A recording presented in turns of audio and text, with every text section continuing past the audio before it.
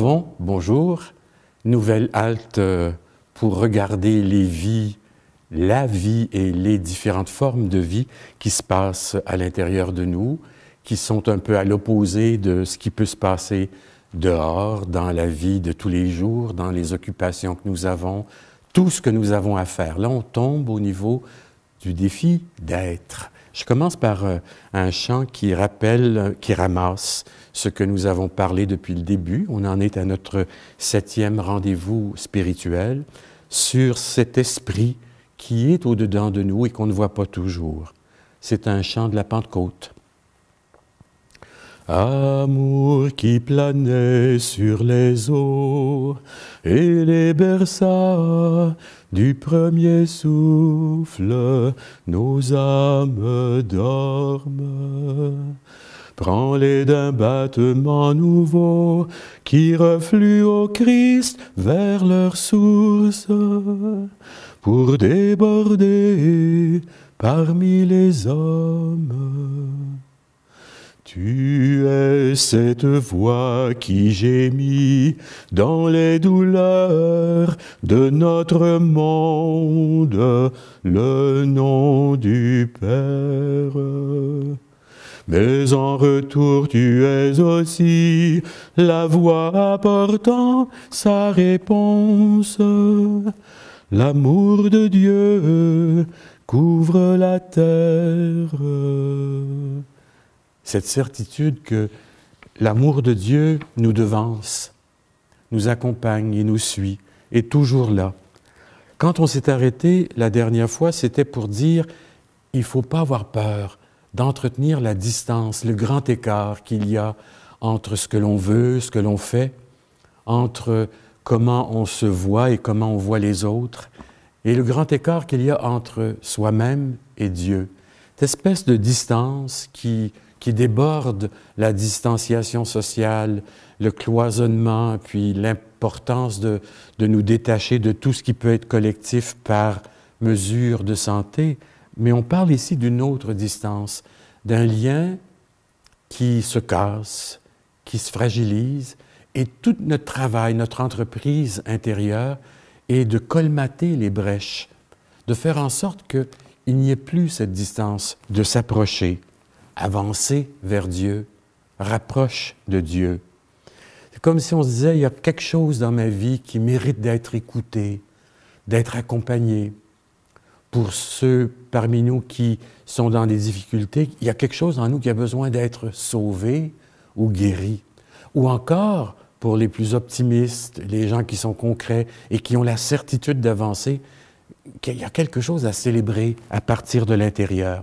Vous allez retrouver au-dedans de vous des personnes qui vont se porter garant de dire « Ah, regarde, lui est en amour.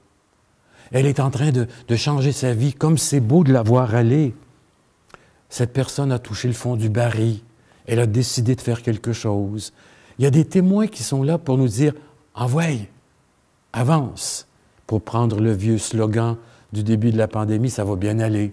Mais il y a des témoins qui sont là pour dire « T'es pas tout seul. C'est pas inutile le travail que tu fais. » Et ça prend du courage. Affronter ces défis, ces démons intérieurs. Affronter aussi les grandes valeurs qui nous font vivre, les aimer et les voir comme un beau cadeau pour avancer. Parce qu'on a le courage de ses passions. Quand je crois à quelque chose, je suis prêt à tout faire. Si je suis au fond de ma vie, je touche le fond, je vais avoir le courage de dire non, ça ne peut plus continuer comme ça.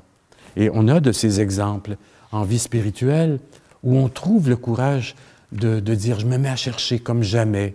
J'ai pas de temps à perdre. J'avance, mais je vois pas trop où j'avance.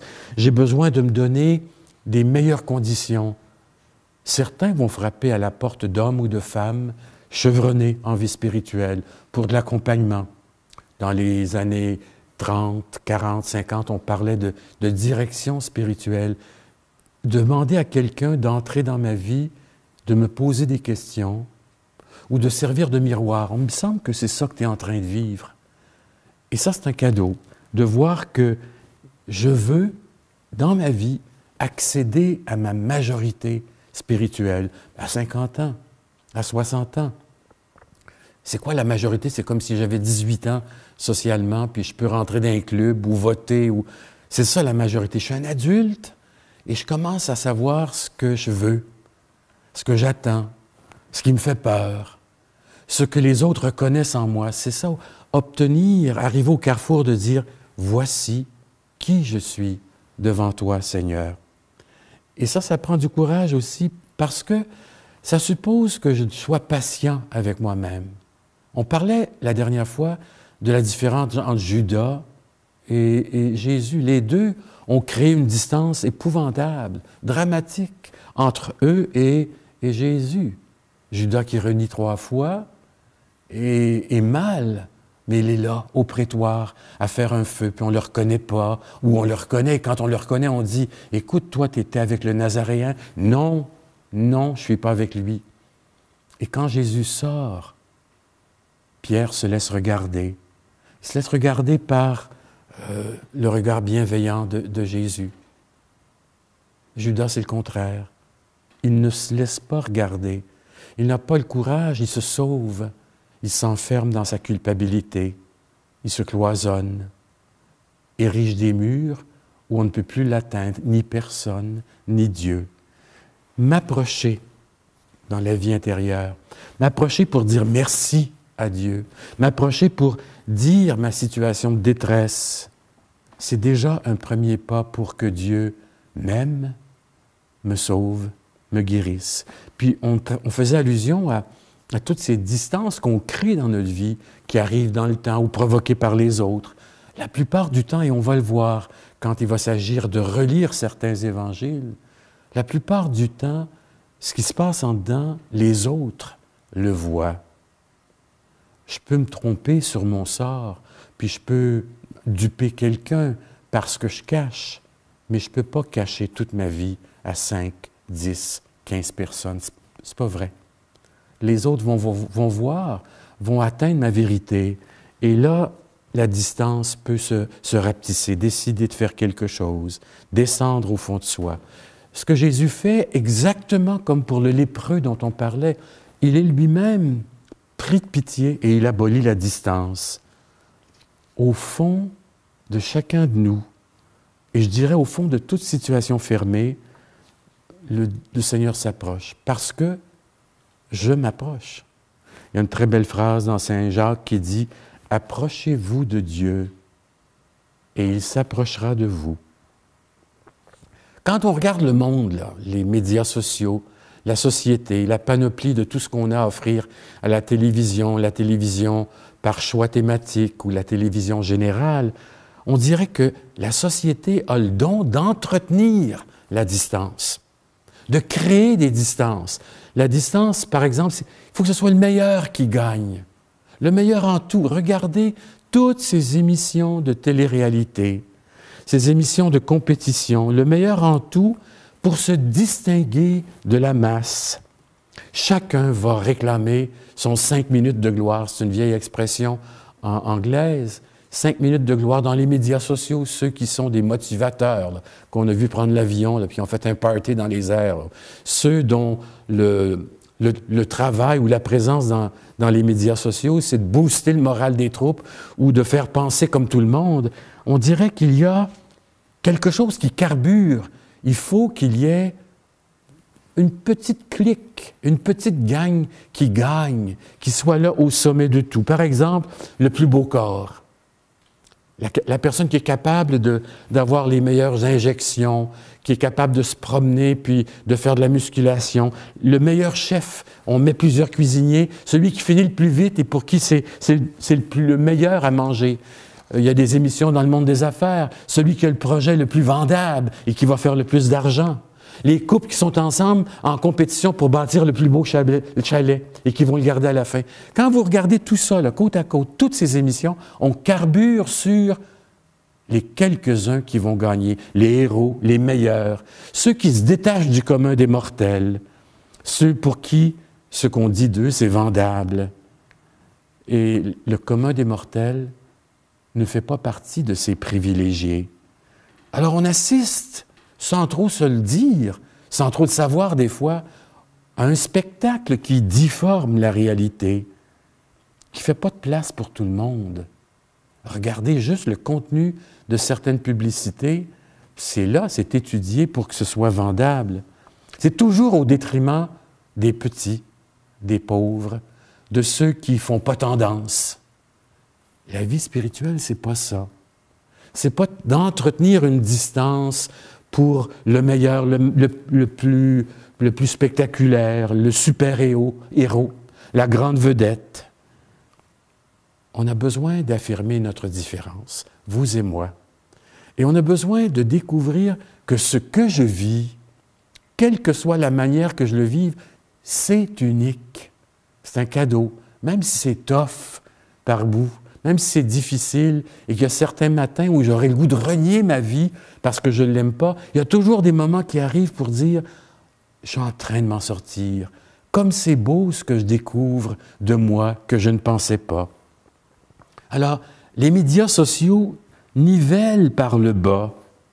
En canonisant le meilleur, on enlève les différences. C'est le contraire de la vie spirituelle. La vie spirituelle veut que chacun ait sa place dans la maison du Père. Ça veut dire tout, ça. Ça veut dire que la vie que j'ai eue, boiteuse en partant, ou très en pantoufle en partant, en sécurité ou en manque, c'est la vie que j'ai, j'en ai pas d'autre. Comment vivre avec cette notion que c'est pas rien qu'une malédiction, ça, mais que c'est l'occasion de bénir, dire du bien de moi, de Dieu, de l'autre, d'être capable de dire c'est unique. Tu as du prix à mes yeux. C'est le prophète Isaïe qui dit ça. Tu comptes aux yeux de Dieu. Alors, dans un sens, on pourrait dire, il y a de la lèpre spirituelle. Parmi nous, il y a des gens qui ressemblent aux lépreux de l'Évangile à cause de ce qu'ils vivent au plan humain, au plan social, psychologique, relationnel. Il y a quelque chose qui nous conditionne. Au plan spirituel, c'est là. Il y a des gens qui ne se croient pas à la hauteur de ce que Dieu demande. Certains vont dire « Oh, la sainteté, c'est pas faite pour moi, je suis pas correct, moi. C'est pour quelques petites personnes ou grandes personnes. C'est inaccessible, c'est pas moi. » On s'exclut soi-même. On n'a pas toujours besoin du regard des autres pour nous mettre de côté. On s'exclut, on se laisse tomber, on se renie.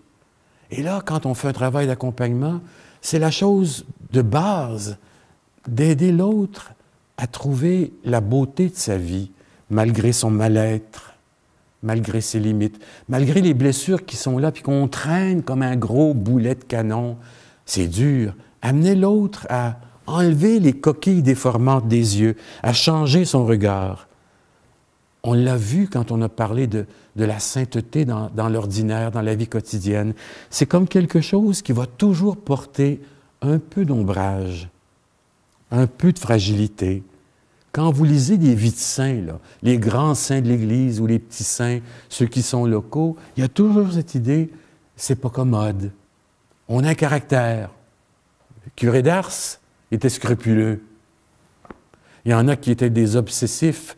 Thérèse d'Avila, elle avait une espèce d'idéal de perfection. Elle n'aimait pas entrer en compétition avec les autres. Il fallait qu'elle soit la première aux Olympiques de la sainteté parfaite.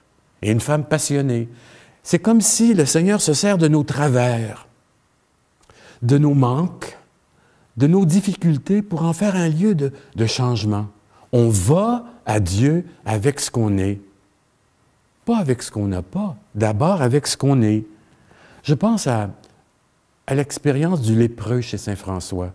Il est jeune, il est beau, il a de l'argent, il est populaire, il a un club social, c'est souvent lui qui paye à la brasserie, à la taverne populaire, parce qu'il a des sous, les sous de son père. C'est facile d'être généreux quand on a la main dans la sacoche de son père. Et tout d'un coup, il rencontre quelque chose qui va bouleverser sa vie. Il rencontre les lépreux dont on a parlé l'avant-dernière fois. Un lépreux social est un mort vivant. Et c'est tellement important ce qui se passe que c'est la seule chose qu'il retient des années après à dire dans son testament. Voici comment le Seigneur m'a amené à faire pénitence. La vue des lépreux pour moi était répugnante. Le Seigneur m'a conduit chez eux, je les ai servis, ça veut dire j'ai fait le travailleur social, l'infirmier, j'ai pensé leurs plaies, je les ai aidés, je les ai accompagnés, je leur ai trouvé de la nourriture. Et après un peu de temps, j'ai quitté le monde. Ce qui me semblait amer est devenu une douceur. Le contact social de François avec les lépreux a changé son monde bourgeois. Le gars assis sur la sécurité financière de son père. Il n'était pas converti pour plus, mais ça a commencé à bouleverser sa vie, et c'est ça qu'il décide de dire à ses frères. On va commencer par parler de ma révolution intérieure. Elle a commencé par un geste extérieur. Les deux sont tricotés, serrés. Les lépreux de nos vies. Il s'est mis à fréquenter, à avoir moins peur. Ce qui était un objet de répugnance est devenu quelque chose de grand. Il a découvert que l'autre, qui le menaçait, qui pouvait le menacer de contagion lui aussi, est devenu un frère, une sœur dont il fallait s'occuper. Et il n'était pas plus perdant. Et ça l'a amené à rentrer à l'intérieur et à dire, je suis un lépreux en dedans. Devant Dieu, sans Dieu, je suis un lépreux, je suis vil, je suis méprisé. Il s'est mis à considérer son ennemi intérieur. Il faut que je me méfie de ce qui est bas en dedans de moi, puis qui érige des murs de distance. François a aboli la distance sociale avec les lépreux de son temps pour se rapprocher et avoir moins peur. Et vous en avez fait l'expérience, je suis sûr. Les gens qu'on trouve fatigants ou répugnants ou qui nous font peur, s'il arrive un événement où on s'en approche, tout change. On ne pense plus pareil. On laisse tomber des pans de préjugés. Et ça transforme notre regard. C'est comme si je changeais mes lunettes sociales. C'est la même chose au plan spirituel. Plus je m'approche de ce qui me fait peur, plus je décide d'intervenir dans ce qui me répugne, plus j'essaie de donner à Dieu mes masques et je les enlève, mes masques de laideur, il se passe quelque chose. J'ai moins peur de moi. Je demande que Dieu s'approche de moi, me bénisse, me guérisse. Plus je m'approche de Dieu, et on en parlait au moment de la distance, plus je découvre ce qui m'en sépare. C'est ça le paradoxe. C'est important de dire, je suis là, mais je ne suis pas tout là. On en fait l'expérience, par exemple, quand on médite dans le silence, on se rend compte que le hamster intérieur, l'imagination, la folle du logis, elle tourne tout le temps. C'est dur de rester assis 30 minutes sans bouger, sans que les fesses me picotent, sans que je me mette à penser à toutes sortes de choses autres que la croix ou le tabernacle, la présence qui est là. La soupe, elle va brûler sur le poêle, là. Alors, j'ai tel devoir à faire, telle échéance. Il y a toujours quelque chose qui me ramène vers le bas et m'approcher de ce qui n'est pas reluisant à l'intérieur me fait me détacher de ça. La première chose que je donne à Dieu dans ma vie intérieure, c'est ce qui m'empêche d'aller à Dieu. Seigneur, je suis impatient. J'arrête pas de juger les autres. Fais quelque chose, viens changer mon regard. Alors, on a besoin de faire confiance, de s'approcher de ce monde intérieur qui est là, qui est déjà à l'œuvre, me mettre à l'écouter, faire confiance, avoir moins peur, comme François, c'est donner la chance d'avoir moins peur du lépreux en descendant sur son terrain. C'est ce qui est arrivé avec ses valeurs. Il y avait encore des pièces de monnaie dans sa bourse, le trop-plein de la nourriture, il pouvait quêter. Mais ça a été cette révolution sociale qui l'a amené vers la révolution intérieure. Quand on lit les psaumes, on voit qu'il y a plein de ces prières, ces chants qui parlent de cette distance. Respecter l'éloignement. Mon cœur et ma chair sont un cri vers le Dieu vivant. Dieu, tu es mon Dieu, je te cherche dès l'aube, comme un sol détrempé. On n'arrête pas de dire dans les psaumes cette espèce de distance et puis le désir brûlant. C'est comme deux personnes en amour. On est là, puis des fois on n'a plus rien à se dire, juste à être là et à partager notre désir. Le rapprochement par le cœur. Le rapprochement par Je commence à te connaître par cœur. Puis on est là, et ça suffit. Mes parents, qui ont été mariés 68 ans, 67 ans, à la fin se connaissaient par cœur, n'avaient quasiment plus besoin de se parler. C'était à la fois un irritant parce qu'on voit l'autre arriver avec les mêmes phrases, les mêmes attitudes, les mêmes réactions, puis en même temps, l'autre, c'est sa bouée de sauvetage. C'est la personne qui est là pour nous compléter. Une espèce de bénédiction. Comment faire en sorte qu'il y a dans le rapprochement quelque chose qui me reconnecte à Dieu. C'est le sens, et on le disait, c'est ça le sens profond de la religion, du fait d'être connecté avec le monde intérieur. La religion qui est une institution, ça c'est autre chose. On se donne des moyens, on se donne des lieux, on se donne des rites, on se donne un langage, on se donne des dates au calendrier, on se donne une histoire. Ça c'est la structure extérieure de notre relation avec Dieu. Le monde soufi, le monde hindou, le monde des danseurs derviches qui tournent. Tous ces mondes appellent à la vie intérieure. La tradition juive dont on dépend, judéo-chrétien, le monde orthodoxe, même le monde des réformes du protestantisme. Il y a toujours, quand il y a des réformes, des grands changements dans l'histoire, c'est parce qu'il y a eu des excès ou des abus, on veut revenir à l'intuition fondamentale, être connecté à Dieu et l'être avec d'autres. Je ne peux pas être tout seul dans ma religion. Je peux vivre mon lien avec Dieu, ça c'est le lien privé dans ma bulle, je me confine. On disait par exemple à l'occasion de certaines critiques contre le protestantisme, mais ça il faut le réévaluer, que le sacrement de la pénitence, on n'en a pas besoin. On est capable de gérer directement avec Dieu de 1 à 2, de bas en haut. L'importance d'une structure, d'une communauté, d'un réseau porteur pour dire on s'en va ensemble, on se partage la parole, le pain, le pardon. On va passer à une autre dimension pour la prochaine rencontre, parce qu'on change de registre. Là. On a mis quelques éléments de ce qui meuble la vie spirituelle. Et à dessein, je ne voulais pas donner de définition, parce que ça fait trop pédant, ça fait trop savant, mais de mettre dans notre besace, dans notre pack-sac pour avancer, c'est quoi les éléments qui nous font vivre, qui nous font nous arrêter, faire une halte au bord du chemin. Parce que la plupart de notre vie, c'est qu'on est en chemin. Quand vous regardez ce qui se passe dans une vie biologique, il y a beaucoup de temps qu'on prend à dormir.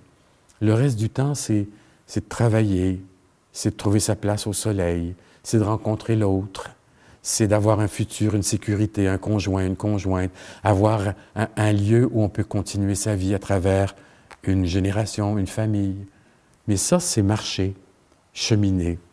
Quand on parlait de la table, on chemine beaucoup autour de la table. C'est le cadeau de la messe, de l'Eucharistie, cette chance que nous avons de nous retrouver ensemble pour dire on est autour de la même tablée, et ce qui se passe autour de cette tablée, c'est moi, je me donne, je me répands pour vous, je me partage comme du pain, je me répands comme du vin, c'est l'image de ma vie, de mon corps, de mon sang, c'est pour vous, faites ceci en mémoire de moi. C'est-à-dire, il y en a eu une seule messe, une seule dernière scène, mais le reste, c'est d'essayer de recomposer ce qu'il a fait pour qu'on le découvre vivant ensemble. À une des premières rencontres, on parlait de l'importance du vide, du manque, des brèches à combler, parce que ce vide nous fait chercher, avancer. C'est ce qui se passe à l'Eucharistie. La présence première, on l'a dans la parole. L'héritage de l'Ancien Testament, du Nouveau Testament, des psaumes. Ensuite, on entre dans les gestes sacrés de Dieu, puis on greffe nos besoins. C'est pour ça qu'il y a un credo. C'est pour ça qu'il y a des prières où la communauté qui est là ramasse dans son cœur toutes les intentions d'un dimanche à l'autre, les intentions pour porter l'humanité. On est garant de la nature, qui est en démanche, des fois, qui est en crise.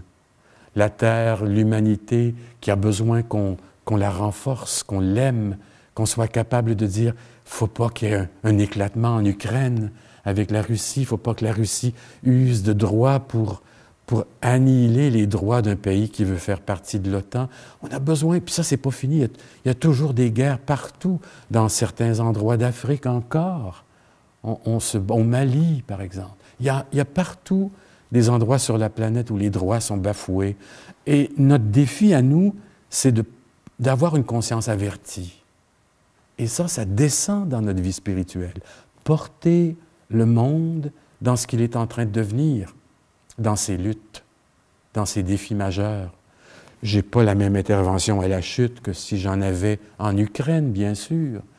Vous et moi, on n'a pas d'ennemis qui veulent nous lyncher, nous trancher la gorge, comme ce petit prêtre en France qui a été quasiment décapité au moment de célébrer la messe par quelqu'un qui était passionné par l'islam. Partout, là, sur la planète, il y a des occasions pour dire on essaie de créer des liens qui nous rapprochent, qui abattent les cloisons, qui font en sorte que l'autre devient un partenaire pour aller à Dieu. C'est la belle encyclique de Fratelli Tutti. On est tous frères, on est sous le même toit, la même maison humaine et fraternelle. Puis c'est notre tâche, à notre mesure, à notre manière, c'est de faire en sorte que les distances soient abolies, qu'on se rapproche, et ça a un impact sur toute la quête intérieure, la vie spirituelle, parce que dorénavant, quand je l'accepte, je vis profondément du sacrement de l'autre. On va peut-être porter cette semaine cette question, est-ce que je suis une personne fraternelle? Est-ce que je sais porter les autres? Est-ce que j'essaie, par ma petite voix, mes gestes, abolir les distances? Bonne semaine.